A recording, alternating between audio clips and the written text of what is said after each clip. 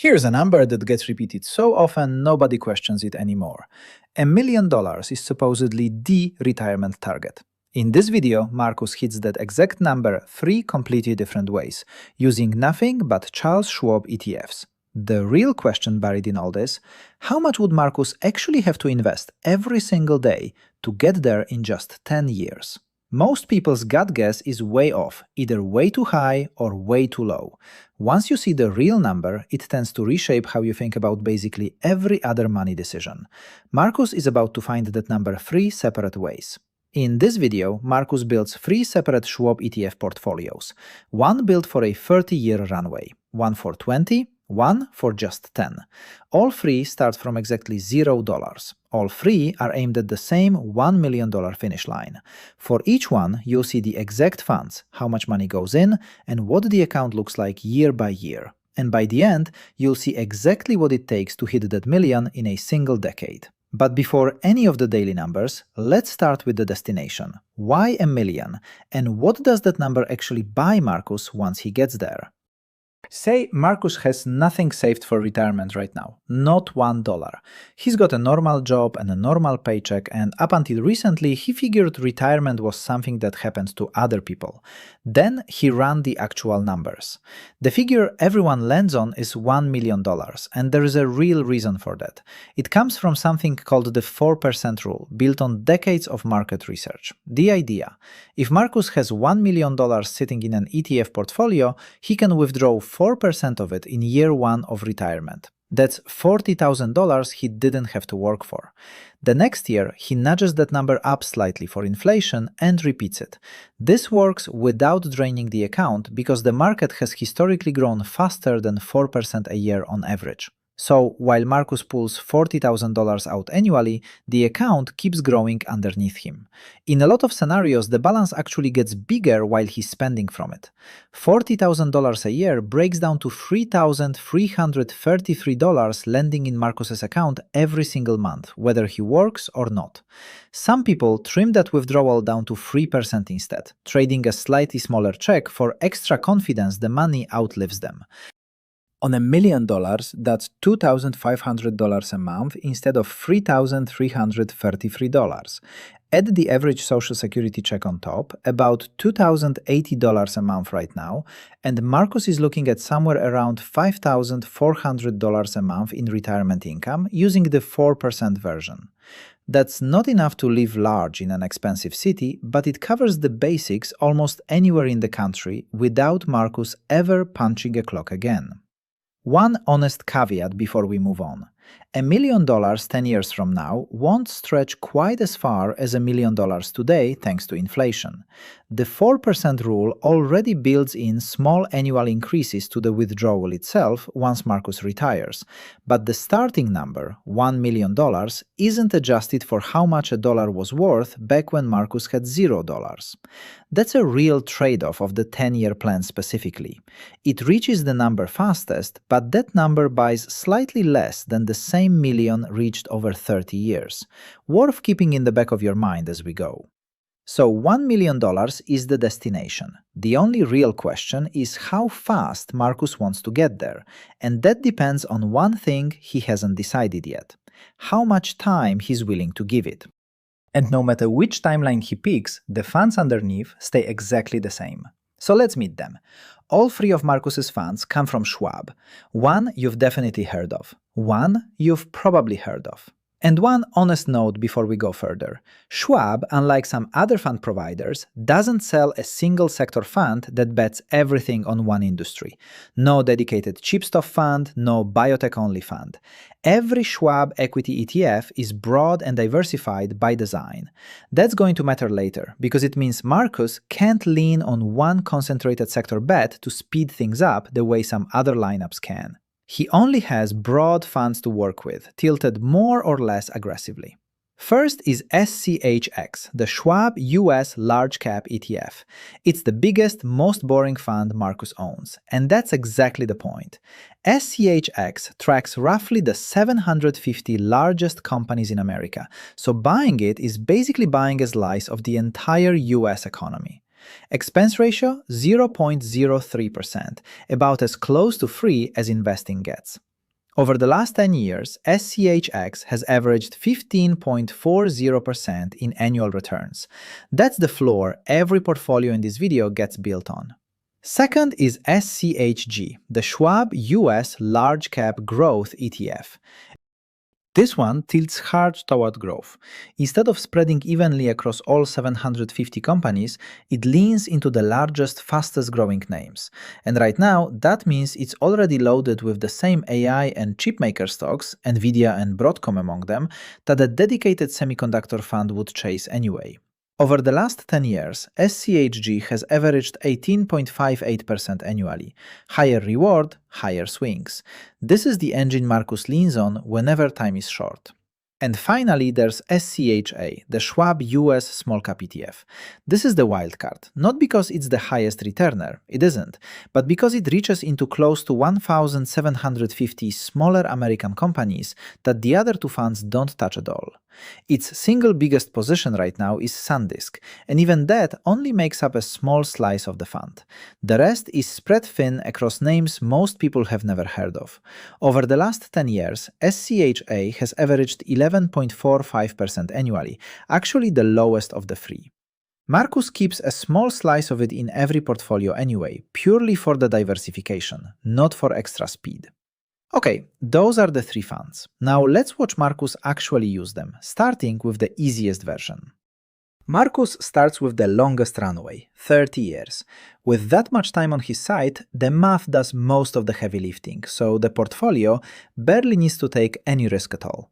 Here's the split: 75% in SCHX, 10% in SCHG, and 15% in SCHA.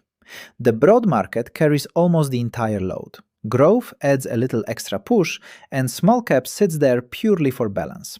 Blend those three together, and Marcus gets a portfolio with a 0.99% dividend yield, a 7.21% dividend growth rate, and a blended annual return of about 15.13%. The dividend piece is tiny, but with 30 years to compound, it barely needs to matter. The 15.13% appreciation is doing the real work. So how much does Marcus actually need to put in? About $5.70 a day, less than a coffee. Here's what that turns into. By the end of year 1, Marcus's account sits around $2,230, basically just what he put in. By year 10, it's projected at roughly $45,680. By year 20, about $232,650. And by the end of year 30, the day Marcus retires, that account crosses $1 million. Here's the part that matters most. Of that million, Marcus personally put in only about $62,400 across all 30 years. The other $937,600 came from the market doing what markets do over a long enough runway. For every dollar Marcus contributed, the market handed back roughly $15. That's the deal 30 years buys you. But most people watching this don't actually have 30 years left to give retirement. Most people don't start thinking seriously about this in their 20s, so by the time the math actually clicks, a chunk of that runway is usually already gone. So what happens when it gets cut by a third? For the 20-year plan, Marcus uses the same three Schwab funds, just reweighted. SCHX drops from 75% down to 35%.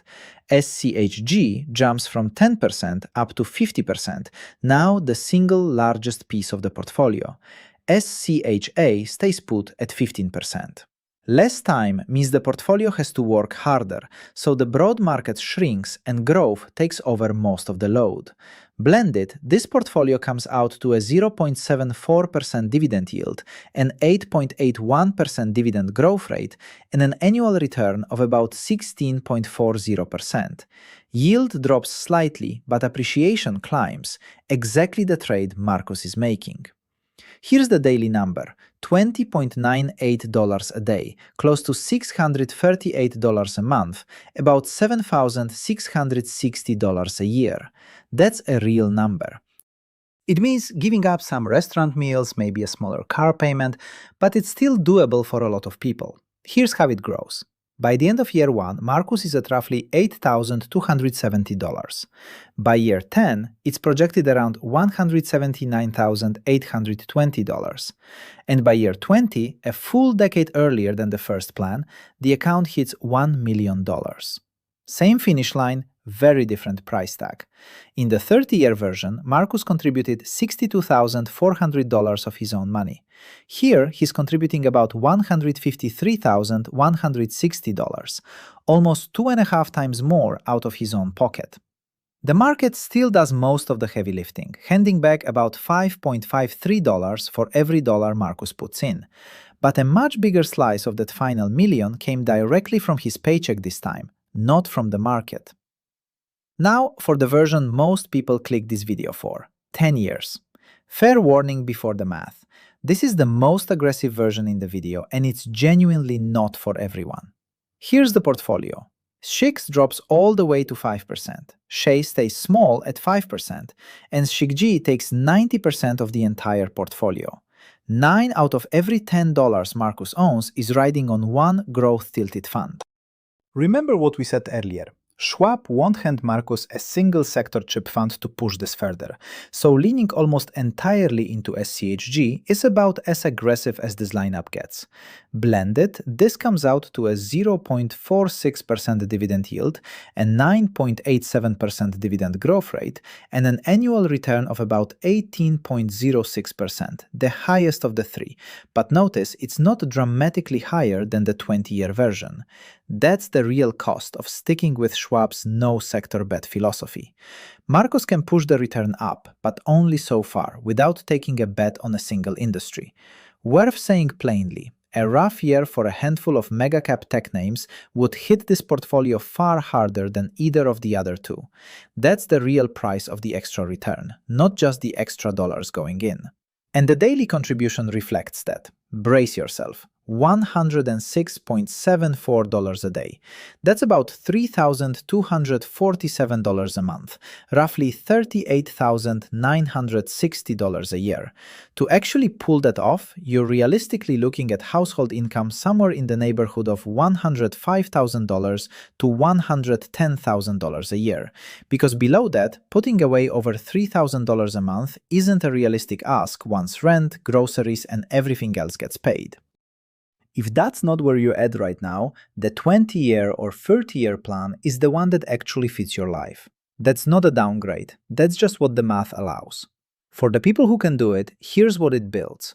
By the end of year 1, Marcus's account sits at roughly $42,380, almost entirely his own contributions, since the market hasn't had time to add much yet.